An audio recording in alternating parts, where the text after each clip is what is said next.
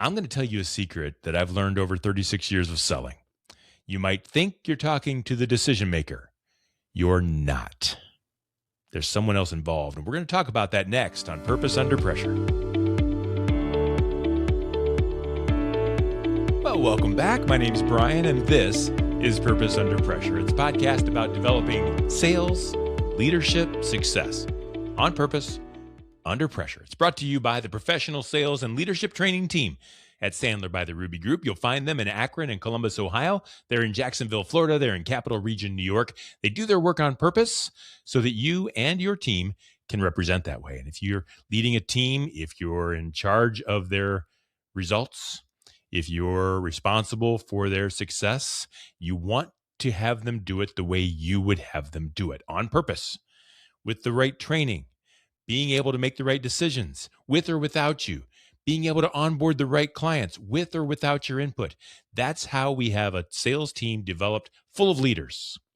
And that's what you want representing your team. And that's the kind of thing that my friends at Sandler by the Ruby Group will help you to build. You can connect with them online at therubygroup.sandler.com. The Ruby Group, coaching leaders to win when the stakes are high. So let's get cooking. What's the most important, maybe perhaps the most underrated step in the sales process? Is it the pitch? I don't think so. I think people think that's pretty important. Is it the follow-up? Too many people don't even do that, so it can't be the follow-up. It's not the cold call.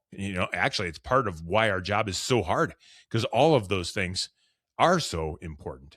I think the critical step and the most underrated step is the decision.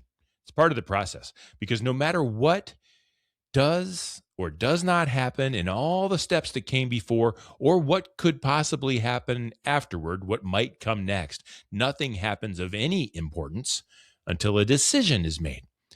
And it doesn't matter what that decision is. That decision could be a yes. It could be a no. Please don't make it a maybe. Don't let that be the case. But it could be a decision to be made later with clear steps towards a decision in the future. No matter what, though, a salesperson wants a decision. And so track with me here. The only way we can get a decision, no matter what it is if we're talking to the decision maker, right? True? The only way we can get a decision is if we're talking to the decision maker, at least if we're going to impact the decision. I mean, I guess you can let someone else on their team take your pitch and take your reasons to buy and your personality and say, go to bat for you. Hope they get it right. That's an option. It's not a good one. It is an option. A lot of salespeople do it that way. But I think the best approach is to make sure that the decision maker is in the room. Make sure they're in the room. Make sure they're hearing your pitch. Make sure they're being part of your follow-up. Now, that's not easy. It's not easy. Why? Why? Because even if you think you have the right set of ears in the room, you're pretty sure you've got the right person with the right title on their business cards. And even then, trust me, there is always someone else. You can count on this. Prepare for this. There is always someone else in the decision-making process. And you say, that can't be. I'm talking to the vice president of buying stuff, and they have the budget and they have the authority. But you know what? They're going to check with someone on their team to make sure. They're going to check with someone. Maybe you're talking to the CEO and he has the authority to make the decisions. In fact, people want him to make the decisions, but he wants input from those on his team that will be directly involved with your implementation of the services or products. He's going to ask people, are you talking to the owner? I mean, that's the decision maker, right? Buck stops here. Sure. But he or she is probably married. And when's the last time that you made a big decision in your personal life, in your business life, without talking to your spouse? It doesn't happen. The point is, the person you're talking to is going to talk to someone about you. They might talk to a reference and let their review make their decision for them, but they're going to talk to someone. Bottom line, there's always something else. And so the best way to make sure you know the decision-making process, who's involved, is to ask. Who else needs to be in the room? Who else has input on this decision? Is there anyone else you need to talk to about this? And what do you think they're going to want to know? Or ask them this, what do you think they're going to say? Let's go there. Let's go there. Let's ask that question.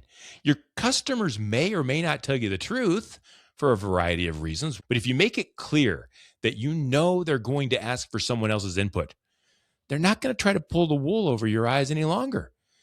And did you catch what I said earlier? Is there anyone else you need to talk to about this? And what do you think they'll want to know? What do you think they're going to want to know? What do you think they're going to say? It's a huge question because it gets right to the truth. It gets right to their fears, and it gives them the ammunition they need to maneuver that potential stumbling block. Remember, if they're talking to someone else and they're asking for permission or advice on what to do next, it means they want to do it. They can say no all they want on their own. They don't need help for the no. It's the yes part that gets expensive. So help them out. Give them the hammer so that they can drive the nails. Don't send them up on the roof so someone can push them off. Unarmed, unprepared. Give them the hammer so they can drive the nails. Hey, that's what real pro sellers do. Tell you one more thing a pro seller does. They make sure that they're giving that information to people who have the power to make the decisions. Do that. And folks, thank you. Thank you for being here. Thanks for listening. Thanks for watching. We do this every week, sometimes multiple times a week. And so if you're subscribed, you'll never miss another episode. You'll find all past episodes of Purpose Under Pressure at brianmediastrategies.com/podcast and wherever you stream your favorite shows. It's brought to you by the Ruby Group, coaching leaders to win when the stakes are high. Until next time, no matter how high that pressure gets, just stay on purpose.